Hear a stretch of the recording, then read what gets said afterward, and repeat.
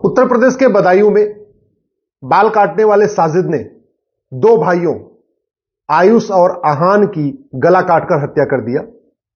जब तीसरा भाई पीयूष उसको बचाने आया तो पीयूष पे भी हमला कर दिया, वो भी लहूलुहान है और हॉस्पिटल में भर्ती।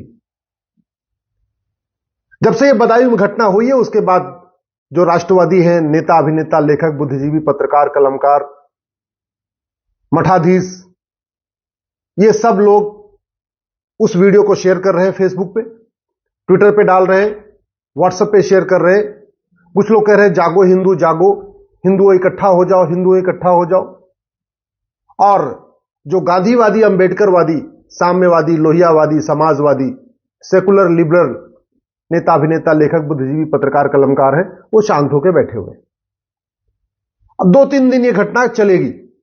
हो सकता है कि टीवी में डिबेट भी हो जाए, सोशल मीडिया पे तो चलती रहेगी, अखबार में 2-4 बार और कहानी इसकी छपेगी, उसके बाद शांत हो जाएगा, फिर अगले हफ्ते कहीं और गला काटा जाएगा। क्योंकि गला कटने की प्रक्रिया हर हफ्ते होती रहती है। कभी राजस्थान में गला कटता है, कभी महाराष्ट्र में गला कटता है, कभी दर्जी का गला कटता है, कभी नाई का गला कटता है। अब ये 2 बच्चों का गला काटा गया। गला काटने वाला ऐसा भी नहीं भाग गया, गला काटने के बाद उसने बच्चों का खून लिया, अपने चेहरे पे लगाया और लगा के वहां खड़ा रहा। फिर भीड़ ने उसको पकड़ा, पुलिस आई, उसको लेके गई। सवाल यह है कि क्या ये तू मैं करना, आरोप प्रत्यारोप करना, नूरा कुश्ती करना, बतौलेबाजी करना, यही इसका समाधान है? क्या सोशल मीडिया में वीडियो शेयर कर देने से जब जब ये घटना घटेगी और जागो हिंदू, जागो, जागो हिंदू, जागो, ये कहने से ये घटना ठीक हो जाएगी? हम इस समस्या के मूल कारण पे क्यों नहीं जा रहे, अस्थायी समाधान पे क्यों नहीं जा रहे? आखिर इस पे चिंतन क्यों नहीं हो रहा है कि ये जो नफरत की आग ये बढ़ क्यों रही है? क्या कारण क्या है? वो कौन सा स्कूल है जहां ऐसी नफरत सिखाई जाती है? किसी भी व्यक्ति का व्यवहार इस बात पर डिपेंड करता है, आंखों से वो क्या देखता है, कान से वो क्या सुनता है, मुंह से क्या खाता है। अगर आंखों से बच्चा बचपन से ही देख रहा है, कभी मुर्गी का गला काटा जा रहा है, कभी बकरी का गला काटा जा रहा है, कभी गाय का गला काटा जा रहा है, कभी भैंस का गला काटा जा रहा है, कभी बछड़े का गला काटा जा रहा है, तो वो बचपन से ही गला कटता हुआ देख रहा है। उसके लिए गला काटना कोई बहुत अलग बात नहीं है, सामान्य बात है। जानवर का गला काटता हुआ देख रहा है तो ठीक है, गुस्सा आएगा तो इंसान का भी गला काट देगा। बचपन से वो कान से सुन रहा है, ला इलाहा इल्लल्लाह, अल्लाह के अलावा और कोई भी इबादत के लायक नहीं। बचपन में 5 बार, बचपन से ही 5 बार दिन में सुन रहा है कि न राम पूजा के लायक, न कृष्ण पूजा के लायक, न देवी जी पूजा योग्य है, न भगवान महावीर पूजा योग्य है, न गौतम बुद्ध पूजा योग्य है, न भगवान शंकर पूजा योग्य है, न भगवान विष्णु पूजा योग्य है। इसका मतलब क्या हुआ?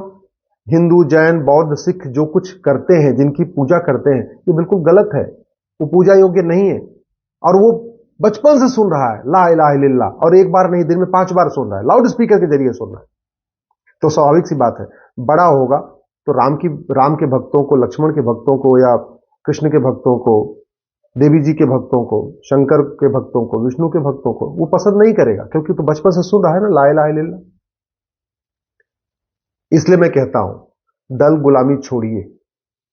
ऐसे ही गला कटता रहेगा अगर हमने कानून नहीं बदला, व्यवस्था नहीं बदली। और जिन नेताओं के भरोसे आप घूम रहे हैं ना, ये 25 साल के बाद आपके बच्चों को बचाने नहीं आएंगे, फिर आपके बच्चों का भी गला कटेगा। ये जिन लेखकों के, बुद्धिजीवियों के, पत्रकारों के, कलमकारों के भरोसे आप घूम रहे हैं ना, जिन न्यूज एंकरों के भरोसे आप घूम रहे हैं, जिन मठाधीश के और महामंडलेश्वर के कथावाचकों के भरोसे आप घूम रहे हैं, ये 25 साल के बाद आपके बच्चों को बचाने नहीं आएंगे। आपके बच्चों का भविष्य केवल और केवल आज का कानून बचा सकता है, बस। ये जिनके साथ आप घूम रहे हैं, जिनको आप देख रहे हैं, ये 25 साल के बाद सब रिटायर होकर अपने अपने घर में होंगे। आप भी अपने घर में होंगे, लेकिन जिनकी आप जय जयकार कर रहे हैं, ये भी अपने घर में होंगे। और ये भी ध्यान रखिएगा, तू मैं करने से, आरोप प्रत्यारोप करने से, सड़क पे रैली निकालने से, सड़क पे मसाल जुलूस निकालने से, थाने को घेर लेने से और शक्ति प्रदर्शन कर देने से इसमें कोई कमी नहीं आएगी। चीन में आखिर गला क्यों नहीं कटता? सिंगापुर में गला क्यों नहीं काटा जाता? कोरिया में किसी का गला क्यों नहीं कटता? जापान में किसी का गला क्यों नहीं कटता? जब तक इस बात पे इसको हम नहीं सोचेंगे ना, तब तक इस समस्या का समाधान नहीं निकलेगा। इस जिहाद, मजहबी उन्माद का सबसे पहले हमें ये जो विशेष स्कूल चल रहे हैं इनको बंद करना पड़ेगा। ये नफरत सिखाने वाले जो स्कूल चल रहे हैं ना, इनको बंद करना पड़ेगा, जहां सिखाया जाता है ला इलाहा इल्लल्लाह, अल्लाह के अलावा दूसरा कोई इबादत के लायक नहीं। मदरसों में वसुधैव कुटुंबकम नहीं सिखाया जाता, मदरसों में सर्व मंगल मांगल्य नहीं सिखाया जाता, मदरसों में नारी तू नारायणी नहीं सिखाया जाता, मदरसों में सबका साथ सबका विकास नहीं सिखाया जाता। वहां केवल एक बात सिखाई जाती है, ला इलाहा इल्लल्लाह, अल्लाह के अलावा दूसरा कोई इबादत के लायक नहीं। तो इससे नफरत, उससे बच्चे के मन में नफरत फैलती है। मदरसों को बंद करना पड़ेगा और कम से कम 10वीं तक समान शिक्षा लागू करना पड़ेगा, one nation one syllabus, one nation one करके।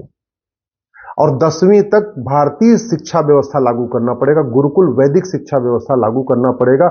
सभी बच्चों को आपको वेद पढ़ाना पड़ेगा, वाल्मीकि रामायण पढ़ाना पड़ेगा, रामचरितमानस पढ़ाना पड़ेगा, आपको भगवत गीता पढ़ानी पड़ेगी, कर्मयोग, भक्ति योग, राजयोग पढ़ाना पड़ेगा, अष्टांग योग पढ़ाना पड़ेगा, यम नियम सिखाना पड़ेगा, आसन प्राणायाम सिखाना पड़ेगा, योग सबको कराना पड़ेगा।